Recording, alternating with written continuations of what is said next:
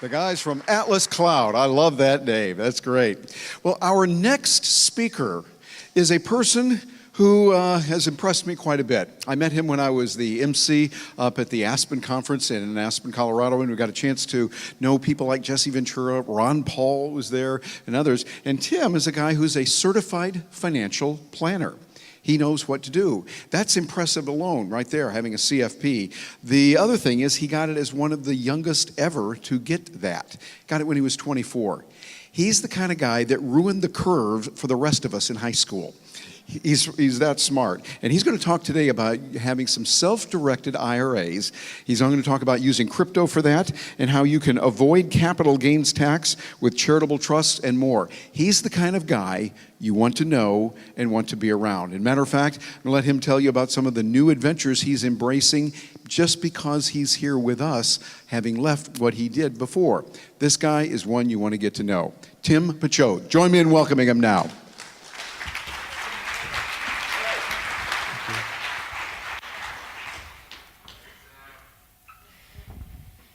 Thank you. Good afternoon, everyone. I'm Tim Picciott. I'm a certified financial planner out of Scottsdale, Arizona.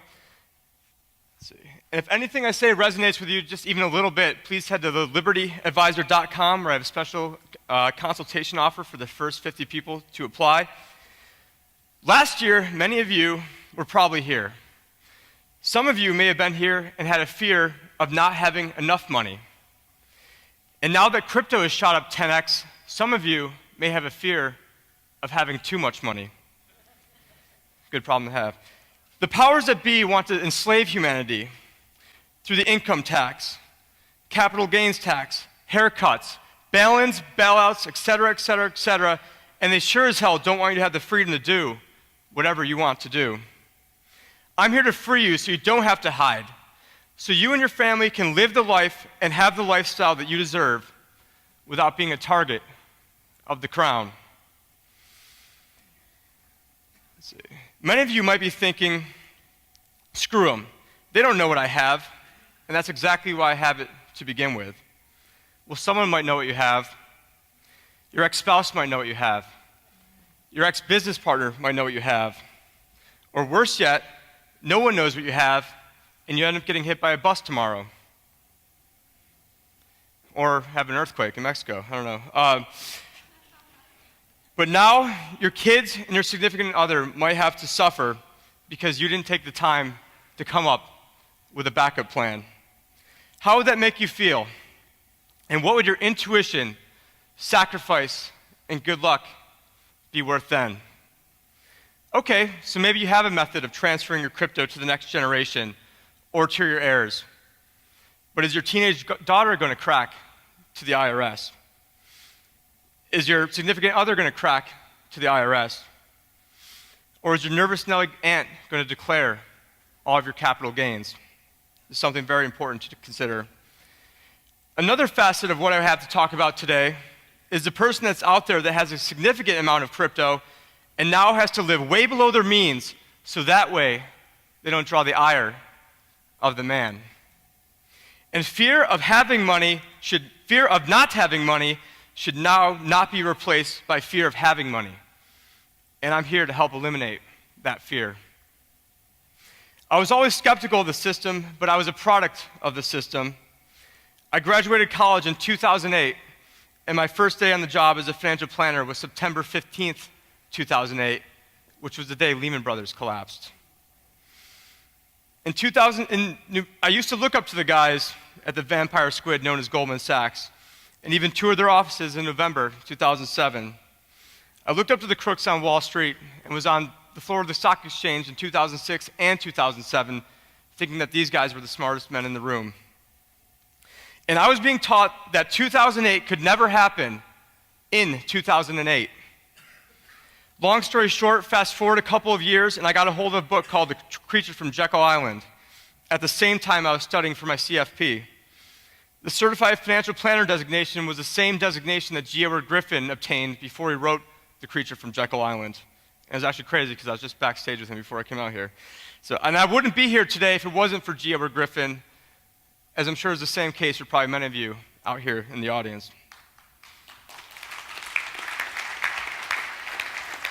So why am I here? At a Freedom's Phoenix pool party at Ernest Hancock's house, a lot of early adopters, finding themselves newly crypto rich, came up to me as the financial planner at the party to help address these very issues. Through a stroke of good luck and fortune, which I don't have time to get into now, I ended up collaborating with one of the top foundations in the country to solve these very issues. And this is a plan that we've already recently implemented and is already compliant by the IRS. And I know I'm at Anarchapulco, I'm not supposed to use compliance, so I hope nobody just melted over there. Okay, so I found a way for people who are already crypto rich to stay crypto rich, but how was I helping out the average person out there to invest into crypto?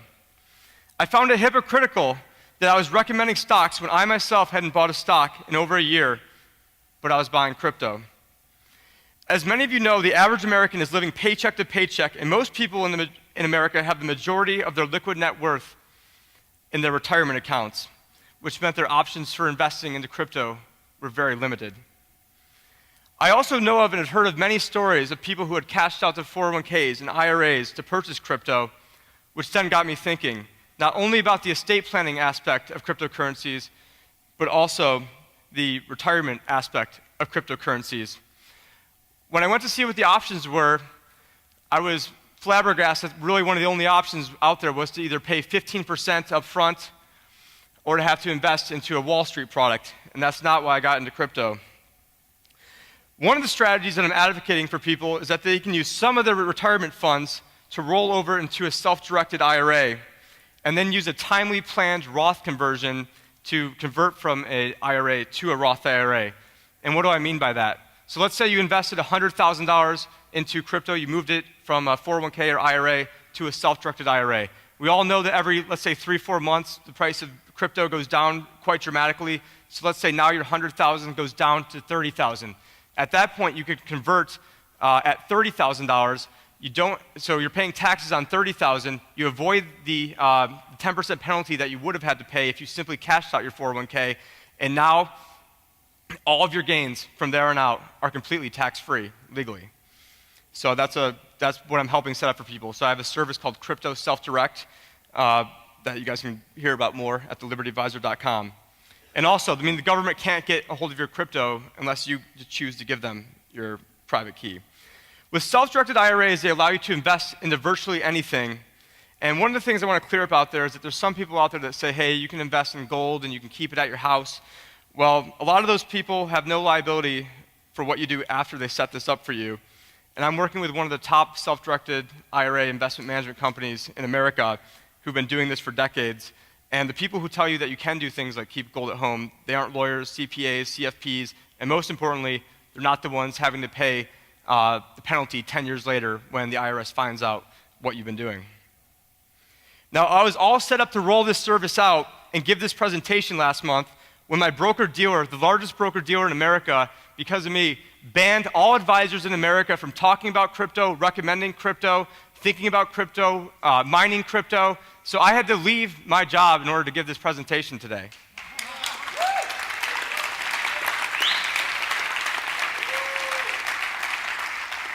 So my answer to them was fine. I'll give up my Series 7 stockbroker license. I'll drop all broker-dealer affiliation. And oh yeah, I'll pay a $16,750 fine just to be here, and by breaking my contract 10 months early.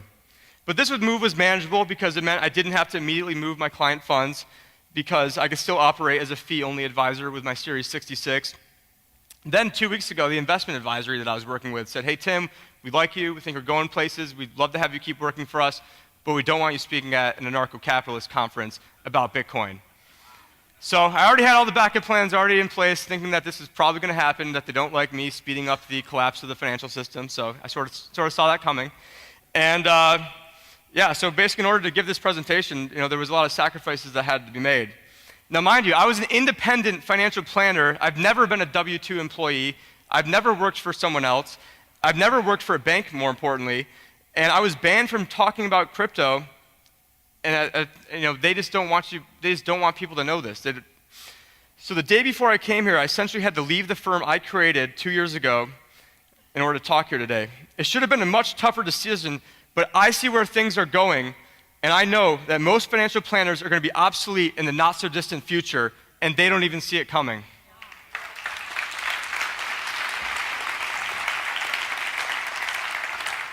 Now, with that said, my wife was less than thrilled about this decision with 2 kids under the age of 3 at home, because I had just built up a really great practice. I had 4 other guys with me, but since they weren't willing to do what I'm doing, I didn't think it was fair to them, so I left the firm that I created.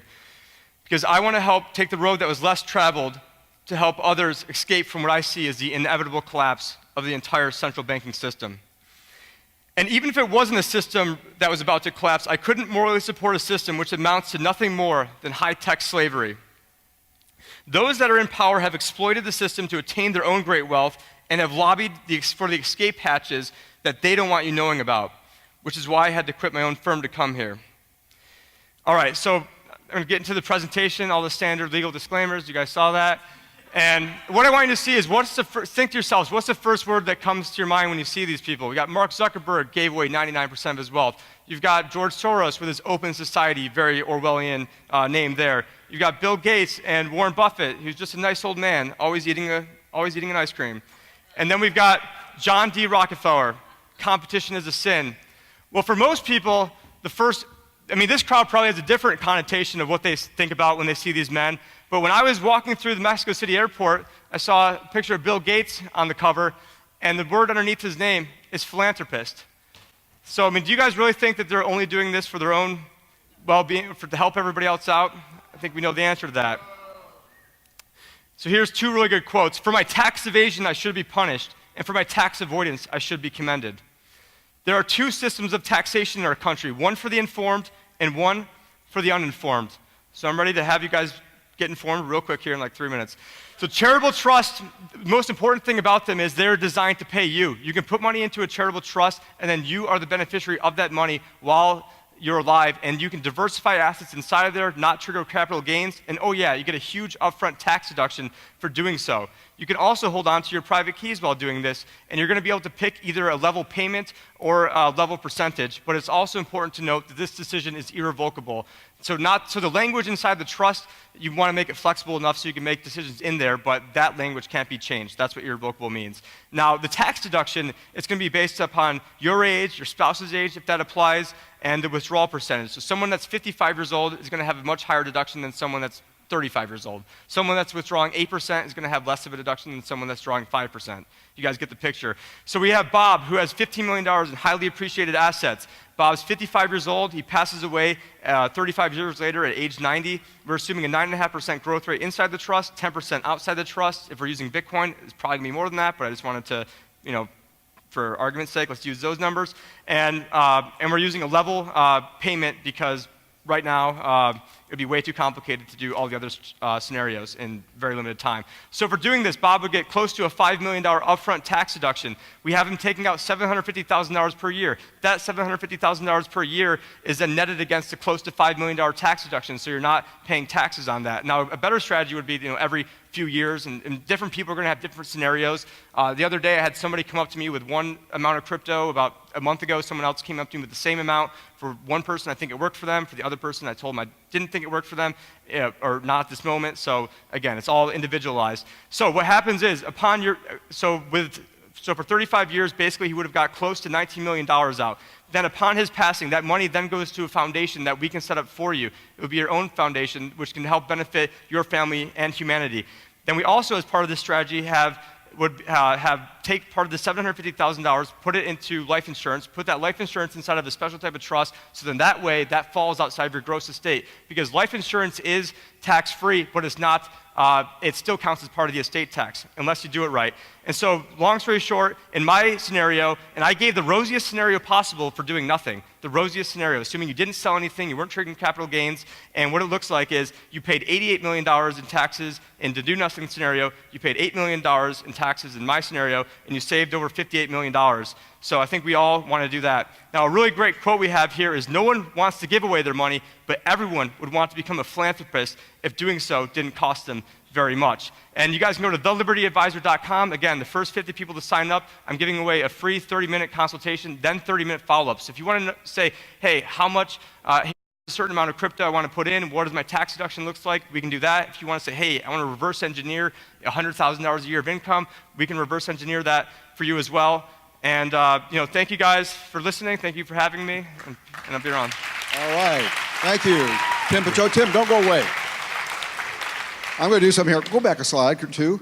Keep going. Right there. Well, go back one more. The reason? thelibertyadvisor.com. I want to make sure that people can write that down and get in touch with them. That's one of the most important things. You can do that. thelibertyadvisor.com. Tim, thank you very much, sir.